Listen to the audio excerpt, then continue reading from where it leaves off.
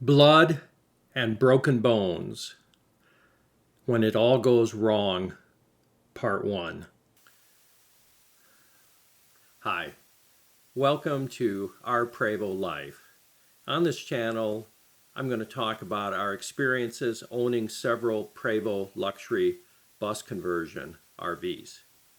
Many of these segments will apply to any RV, but our emphasis is going to be on the Prevost bus conversion RVs.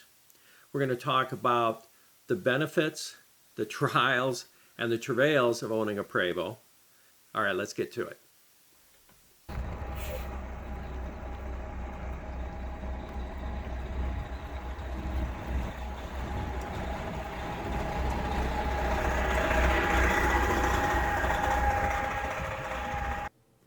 Sandy and I went down to Texas to pick up our coach, our new coach, in the spring of last year.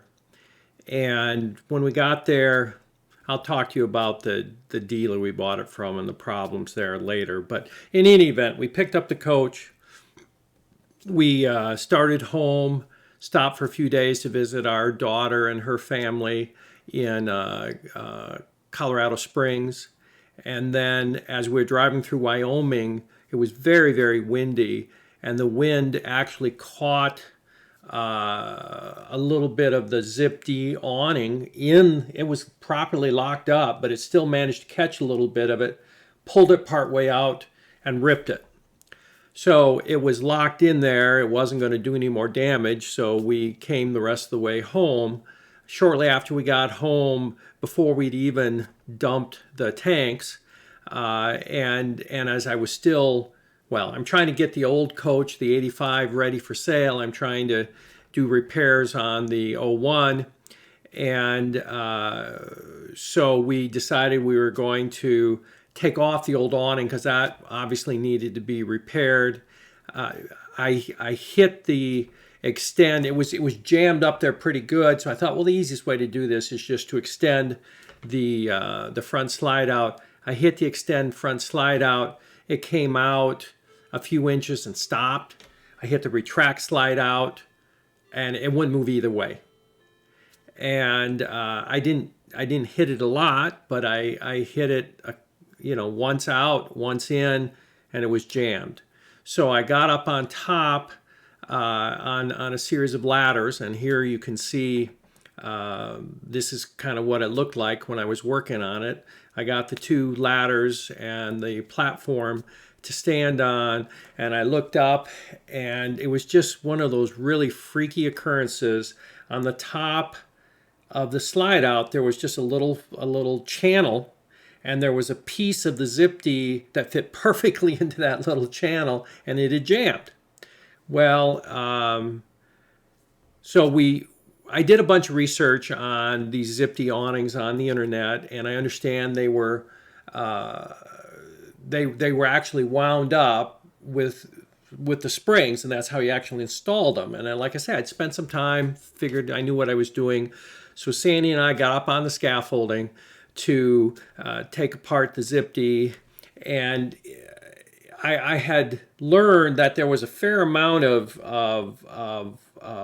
pressure with the winding of the Zip-D. And of course, I'd never done it, so I didn't know how much pressure. So I'm sitting there holding it pretty tight as Sandy removes the bolt. And as she does so, I apparently tip the awning just a little bit. And it's just cast aluminum, and it breaks. I lose my balance. I jump off. Sandy tries to catch me. She gets knocked off. She's laying on the ground writhing in pain, she's as tough as nails. So when that little gal is in pain, I knew something was really wrong. I was laying on the ground also. I landed on my feet, but my right ankle hurt badly. And so Sandy's writhing in pain. I knew I couldn't drive her to the hospital. So I went to get my phone. I stood up to get my phone, fell down. Stood up to get my phone, fell down. Stood up to get my phone a third time, fell down. As I said, I had been working on both coaches that morning, and I was wearing knee pads. So I felt okay as long as I didn't try to stand up. I thought I'd really badly sprained my ankle. Very concerned about Sandy's situation because she was in a lot of pain and she was bleeding. You can see her hand was bleeding. So I got up, or I didn't get up, but I got over to the phone, called her daughter for help, and and she came, and she came with her family to rescue her parents who had pulled one. And I'm going to show you video from our shop driveway camera that showed what was going on at the time. And I was still, I mean, I knew Sandy was hurting and I was very concerned about her. But I was still trying to get the bus. I still wasn't done in my mind working on these buses, and I was walking around on my knees trying to get some work done. And Becky pulls up with the kids here. Kids get out to help me, or to help us. Of course, everybody goes to see Pawpaw. I knew we were going to be in the hospital. I'd recently spent quite a bit of time in the hospital with my mother, sometimes waiting as long as 12 hours to get seen. So I asked the kids to get, ebooks for us or whatever, our phones, so that we could, entertain ourselves while we're waiting. And you can see I'm crawling over, I'm crawling over on all fours to, I don't know what thought I was going to be doing with this coach, but I crawl over to the coach while they're tending to Sandy. And then and then I asked for some help from my grandson. He brings me a screwdriver or something so I could keep working on the coach while we're waiting for them to get everything together for us to go to the hospital. And needless to say, I'm feeling more than a little silly. Well, now I'm feeling silly. Then I was just, I guess, stubborn. And so then they got us into the car. I crawled over to the car and brought me my ebook, which I wanted because I didn't know how long I was going to have to wait at the hospital. Then they also eventually came over, getting us both ready to go. And Sandy she felt kind of okay if she was, as long as she didn't move. And here's a picture of me laying on the ground. Or no, actually, let me show you this. So I had a couple of canes, big canes, and I couldn't put any weight on that bad foot. But I could with the canes, and so I got in the car. We got Sandy into the car. Here's a photo of me laying on the ground. We got to the hospital. We waited. It wasn't too bad. Waited a few hours before we were seen. I almost refused to be seen because I was much more concerned about Sandy and how she was doing. Eventually, good common sense from my wife and daughter prevailed, and I agreed to be seen because I couldn't put any weight on my ankle whatsoever. And fortunately, I listened to them. But I was still mostly concerned with her because I didn't hurt much as long as I didn't try to put any weight on it.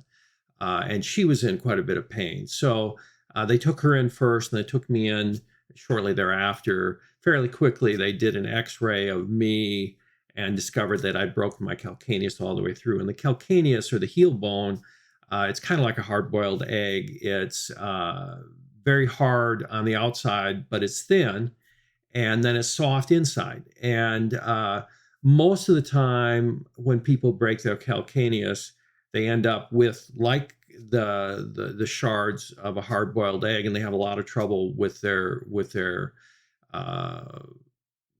heel for the rest of their lives, and it feels bad in their ankle. And I was fortunate, although I broke it all the way through. It was a clean break. And although at times, if I moved it wrong, it was very painful for the next 2 or 3 months. it really wasn't that big a deal.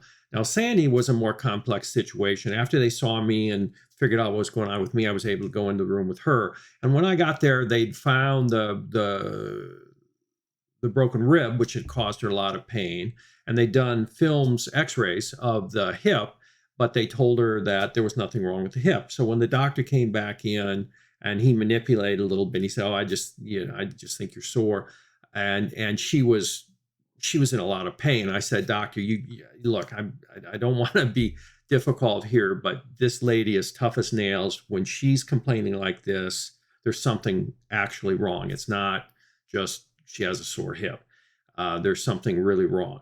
And so, at my insistence, they did some further tests, and I'm not sure of the order. I think the second thing they did was the CT.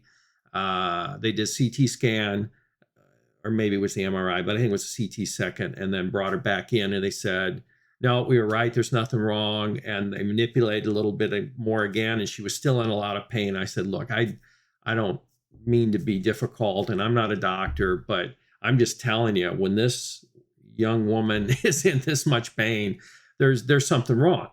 And so then I believe that was when they sent her for the contrast MRI. And sure enough, they came back and found she had several fractures in the hip, but they were non-displaced. They weren't even all the way through. And so it was painful, but there wasn't really anything they needed to do for her. So after several hours and a bunch of tests, they figured out that she had broken her rib, as well as broken her, of course, her hip also. So we got released, got back home, and here's a couple of pictures of us at home. I believe the first one was the same day. We just gotten home. Sandy had a walker. I had a couple of, I guess I had, at that point, I just had canes. Then shortly thereafter, I got a knee board, and I was put in first a non-flexible boot and then a walking boot. She recovered, although she was in a lot of pain initially for the first week or two. She recovered very quickly. And within a month, she was basically fine. It completely ruined our summer. I was rehabbing well into the fall. Didn't have a chance to really do anything with the coach. I did have enough help from some friends to get the old coach finished and get that sold, but I still had problems with the new coach, and I'll talk more about those in a minute, or actually in part 2 of this process. As you can see, although we were in a lot of pain and had a lot of stuff going on, we certainly got some comfort from the Orangemen. All right, so next time it will be part 2 of when it all goes wrong, the problems with the coach. All right, we'll talk to you then. Thanks.